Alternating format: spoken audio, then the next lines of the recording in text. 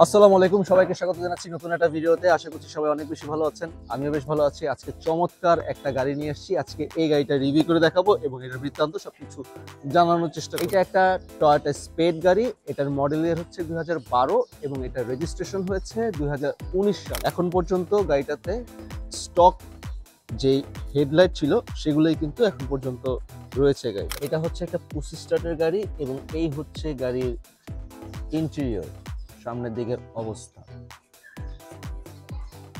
এখানে খুব আরাম করে তিনজন বসতে পারবেন। সো এই হচ্ছে পেছন দিকের অবস্থা এবং এটার প্যাডগুলো দেখেন বেশ ফ্রেশ কন্ডিশনে রয়েছে।